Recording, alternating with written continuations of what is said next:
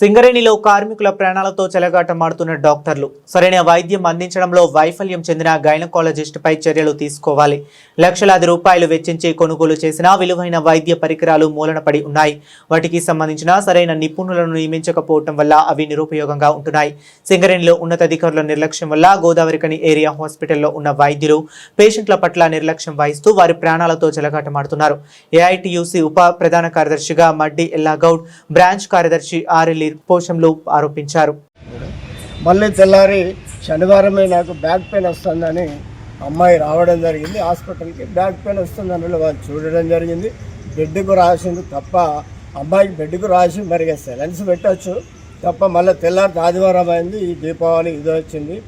ఈ Indira madam doctor అయితే ఏది ఉన్నదో ఆమె బెడ్కు రాయడం తప్ప మళ్ళీ వచ్చి ఆ పేషెంట్ని చూడనటువంటి సందర్భము. మరి ఈ దానికి సంబంధించిన ఎక్స్రే కానీ లేకపోతే సిటీ స్కానింగ్ కానీ అల్ట్రాసౌండ్ కానీ అసలు అల్ట్రాసౌండ్ స్కానింగ్ తీయాలి. అసలు బేబీ ఎట్లా ఉన్నది, లోపల ఏ స్థితిలో ఉన్నది, ఇవన్నీ చూసేది ఉండే.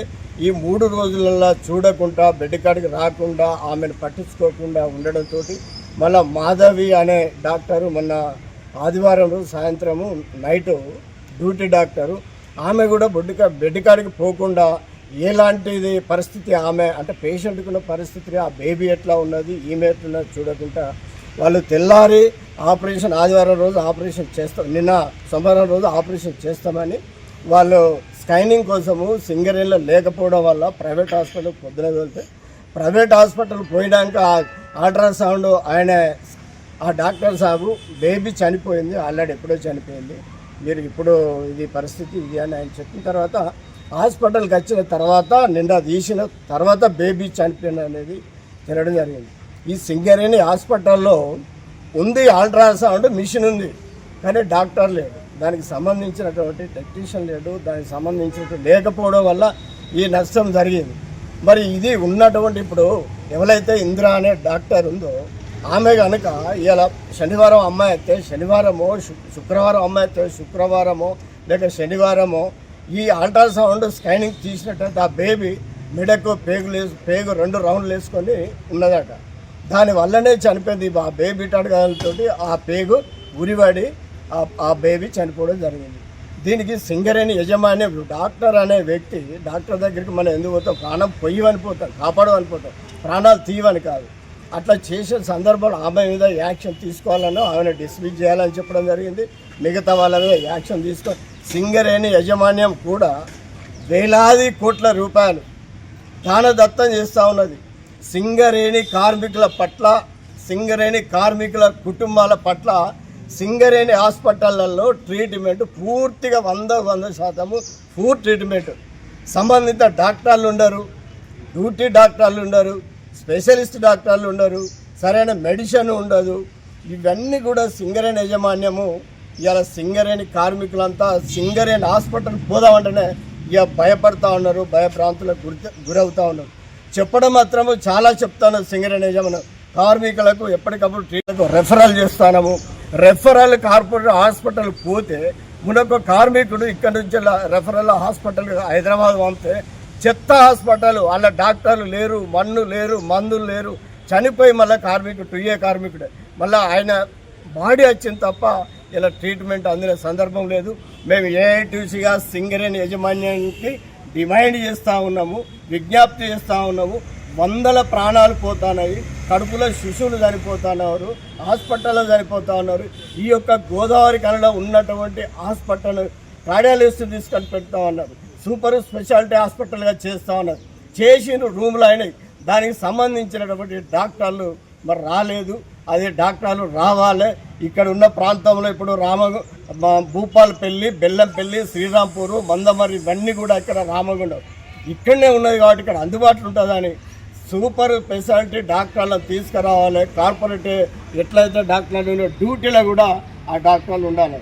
ఇలా డ్యూటీలో కనుక గైనకాలజిస్ట్ డాక్టర్ ఉన్నట్టయితే, ఈ అల్ట్రాసౌండ్ మిషన్ ఉన్నట్టయితే ఈ పరిస్థితి ఇప్పుడు సూప్రియ అనే పరిస్థితికి ఆమె బిడ్డ చనిపోయేది కాదు, ఇంత ఇబ్బంది అయ్యేది కాదు. కాబట్టి ఇలా అవసరం అనుకుంటే అన్ని సంఘాలను కూడా సంఘటితం చేసి మా నాయకత్వం చెప్తా ఉన్నారు, మా గౌరవాధ్యక్షుడు సీతారామయ్య గారు చెప్తా ఉన్నారు, జనరల్ సెక్రటరీ చెప్తా ఉన్నారు, కొత్తగూడెం ఏరియాలో సత్య సమావేశంలో చెప్పడం జరిగింది, సిఎండిఎండి లెవెల్లో చెప్పడం జరిగింది, మంత్రులకు కూడా చెప్పడం జరిగింది. ఇదంతా తెలిసినా కానీ ఇవాళ సింగరేణి యాజమాన్యం నిమ్మకు నీరెత్తిన విషయంగా వ్యవహరిస్తూ ఉన్నది. దీని మీద సింగరేణి యాజమాన్యం ఇప్పటికైనా తక్షణమే నిర్ణయాలు తీసుకొని ఇక్కడ జరిగినటువంటి డాక్టర్ల మీద యాక్షన్ తీసుకొని కొత్త డాక్టర్లను హాస్పిటల్ కావాల్సినటువంటి కొత్త ఎక్విప్మెంట్స్ తీసుకురావాలని, అలాగే డాక్టర్ రిక్రూట్మెంట్ చేయాలని, లేని ఎడలైతే ఆందోళన కార్యక్రమాలు ఇలా చేయవలసి కూడా ఉంటుంది. కార్మికులంతా సిద్ధంగా ఉన్నారని డిమాండ్ చేస్తా ఉన్నా. సింగరేణిలో నిన్న సంఘటన సింగరేణి వ్యాప్తంగా కూడా తెలిసిందే. మేము ఏఐటీసీగా చాలాసార్లు ఈ హాస్పిటల్లో జరిగినప్పుడే చర్చ జరుగుతుంది, బాధపడతానంటారు, అధికారులు వస్తారు, ఏదో మాట్లాడుతున్నారు తప్ప దీన్ని మేము ఖచ్చితమైన నిర్ణయం తీసుకోవాలని చెప్పి చాలాసార్లు మనం చెప్పడం జరిగింది.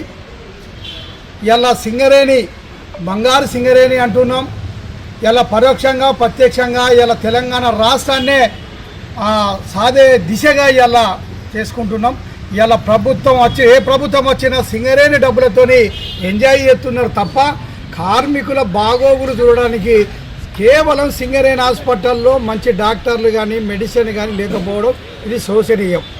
ఇలా ఈ ప్రాంత అధికారులు కానీ లేదా సింగరేణి వ్యాప్తంగా ఉన్న రాజకీయ నాయకులు కానీ లేదా అధికారులు కానీ ఎవరైనా కానీ దీన్ని ఒకసారి ఆలోచించమని చెప్తున్నాం. మేము ఇలా ప్రాణాలు పోతుంటే ఆందోళన చేస్తుంటే అప్పటి వరకే మాట్లాడుతున్నాం తప్ప దీన్ని ఆలోచన చేస్తలేరు, ఆచరణలో పెట్టకుండా ఇలా ప్రాణాలు పోతున్నాయి కార్మికులై. ఇలా రిఫరల్ అన్న దాని మీద పెద్ద దందా నడుతుందని కూడా మీ సందర్భంగా చెప్తున్నాం. ఎందుకంటే ఇలా కార్మికుడు రిఫరల్గా పోతే ఇలా సగం డబ్బులు సింగరేణి, సగం డబ్బులు కార్మికుని కట్టుకుంటున్నాడు. ఎందుకంటే పాలన కన్నా ఎక్కువ కాదు అని చెప్పి సగం డబ్బులు కార్మికుడు చెల్లిస్తున్నాడు, నష్టపోతుంది. ఇలా కార్మికులు కష్టపడి శ్రమటోర్చి కార్మికులకు వైద్యం లేకపోతే ఇలా మనం సిగ్గుపడవలసిన అవసరం ఉందని చెప్పి సందర్భంగా మేము సింగరేణి యాజమాన్యాన్ని కోరుతున్నాం. ఈ మొన్న ఏదైతే ఇలా హాస్పిటల్ ఉందో ఈ ప్రాంతం రామగుండం రీజన్, బెల్లంపల్లి రీజన్ కార్మికులందరూ కూడా గోవర్కన్ హాస్పిటల్కి వస్తున్నారు. ఇలా కరెక్ట్గా డాక్టర్లు లేవు, కరెక్ట్గా ఇక్కడ వార్డులు లేవు. అంటే ఇలా డాక్టర్లు ఎందుకు ఉండలేరు? వారికి సరిపోయిన మన ఏది సదుపాయమా లేకపోతే వాళ్ళకు వేజేసి లేకనా ఏందనేది ఒకసారి యజమాన్యం ఆలోచించాలని చెప్పి సందర్భం చేస్తున్నాం. ఇక ముందు ఇలాంటివి కాకుండా తక్షణమే డాక్టర్ల కొరత లేకుండా, మెడిసిన్ కొరత లేకుండా చర్యలు తీసుకోకపోతే ఆందోళన చేయవలసి వస్తుందని చెప్పి ఈరోజు సింగరేణి యాజమాన్యాన్ని హెచ్చరిస్తున్నాం.